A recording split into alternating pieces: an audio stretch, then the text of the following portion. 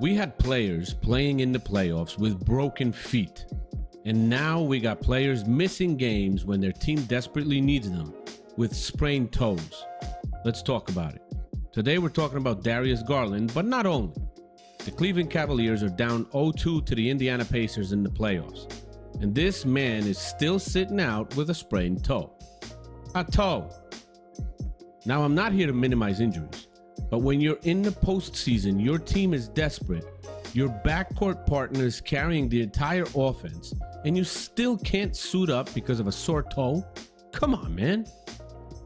That's where this conversation begins, but it gets much bigger. Because Garland isn't the only one. This is a growing problem across the league. Today's NBA is softer, more pampered, and more load managed than ever before.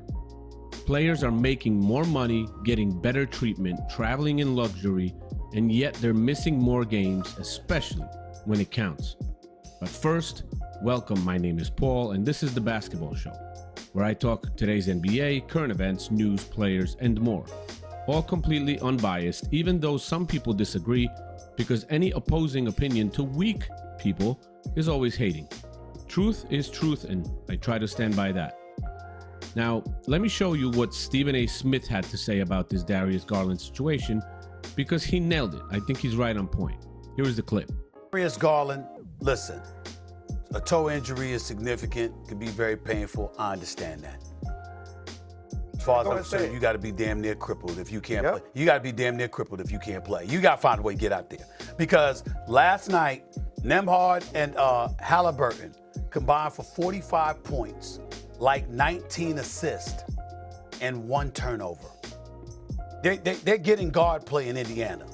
Donovan Mitchell needs help, period. Because whether it's Ty Jerome, whether it's Strus or somebody else, I mean, listen, they're not point guards, okay? He needs some help in that backcourt. Now, you missed 4 straight games, Darius Garland. I mean, damn, you got all off season to heal. Somehow, some way, I mean, you're on the brink of elimination. I mean, you got to get out there. You got to find a way. Limp your ass out there no matter which way you got to do it. I don't give a damn, all right? Find a way. Find a way. Pad the toe, wear an extra size shoe. Do something. But you got to get out there. Stephen A. isn't wrong. We're not talking about a torn ACL. We're not talking about a compound fracture. We're talking about a toe sprain. Meanwhile, in the same breath, the Pacers' backcourt is out there running wild. Tyrese Halliburton and Andrew Nembhard are combining for 45 points and nearly 20 assists with 1 turnover in Game 1. Donovan Mitchell needs help, and his starting point guard is in street clothes with a sprained toe. Mitchell is doing his thing. I mean, he had 48 points in Game 2, and they still lost. He needs his PG. You think the Cavs are winning this series with a one-man offense? No. You have to be out there. Painful or not, that's what the playoffs are about. But maybe Garland just reflects today's NBA mindset. Because back in the day, a sprained toe wouldn't even make the injury report. Let me remind you what real toughness in the NBA used to look like. I'll give you a couple examples. Example 1, Rajon Rondo dislocated elbow in 2011 playoffs. Game 3, Eastern Conference semifinals, Celtics vs. Heat. Rondo dislocates his elbow in the 3rd quarter after getting tangled up with Dwayne Wade. Most guys would have called it a night, not Rondo. He walks it off, goes to the locker room, comes back in the 4th quarter, barely uses his left arm, and still finishes with 6 points, 3 boards, and 11 assists to help Boston win the game. Think about that. Dude basically had 1 functioning arm, and he was still making plays. Another example, Kevin McHale. He had a broken foot in 1987 NBA Finals. Not just a sprain, a broken foot. A stress fracture so bad, he needed a patio chair to get around his hotel as a walker. And what does McHale do? He plays 38 minutes a night against the Showtime Lakers, averaged 20 and 9 in the finals, guarding Worthy and battling Kareem. Barely missed a beat. That's the kind of toughness that used to define NBA greatness. Another example, Willis Reed, torn thigh muscle, 1970 NBA Finals. You've seen the footage. Madison Square Garden goes wild as Reed limps onto the floor. The man couldn't walk straight. He had no business playing. He hits the first 2 shots of the game, defends Wilt Chamberlain on one leg, and inspires the Knicks to the first championship. He only scored 4 points, but his presence alone flipped the energy. That's leadership. That's warrior mentality. Another example, example 4. Isaiah Thomas, sprained ankle and dislocated finger. 1988 NBA Finals, Game 6. Dropped 43 points, 8 assists, and 6 steals on a busted ankle and jacked up finger. Could barely walk between quarters, but still lit up the Lakers. He scored 25 points in 1 quarter, hobbling. That's the definition of playing through pain. That's fighting for a title. That's supporting your team. Example 5, Kobe Bryant, torn Achilles, 2013 regular season. You already know this one. Tears Achilles and still steps to the line and drains 2 clutch free throws. No hesitation, no flopping, no drama. That's Mamba mentality. That's heart. I understand it's a regular season game, but that's just mentality. That's the approach. Now let me ask you, what are we doing today? Players today are more protected than ever. They've got cryo chambers, hyperbaric recovery, nutritionists, and private chefs. They fly first class. They have load management built into their contracts, and they make 30, 40, even 50 million a year.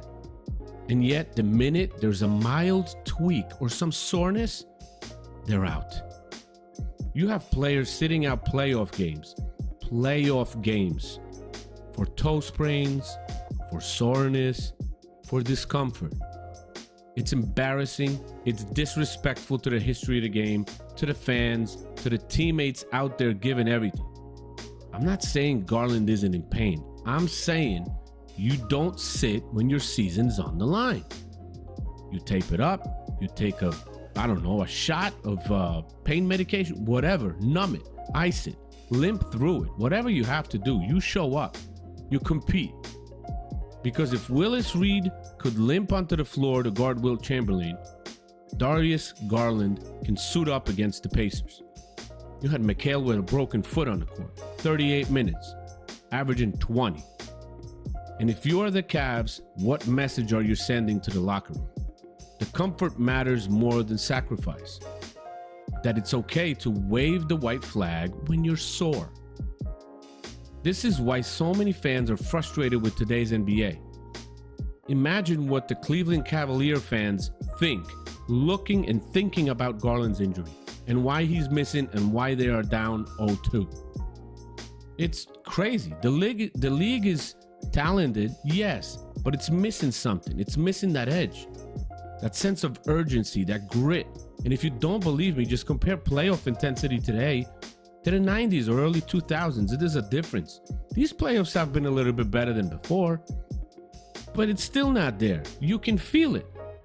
So what's the solution?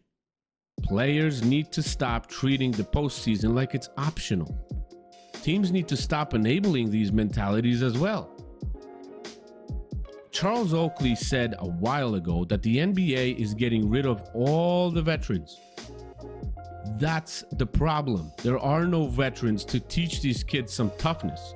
And fans, we need to demand more.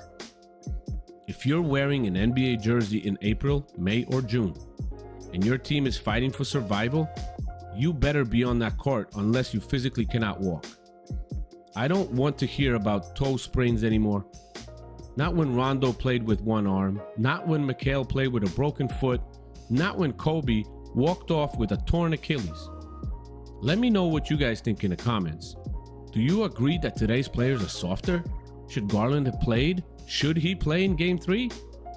And what's it going to take to bring toughness back to the league? Smash that like button if you miss real NBA grit. Subscribe if you want the truth every week. No filters, no fluff. Anybody that's been watching me, you know. I don't say what people want me to say. I say what I think. I share my opinions. This is The Basketball Show.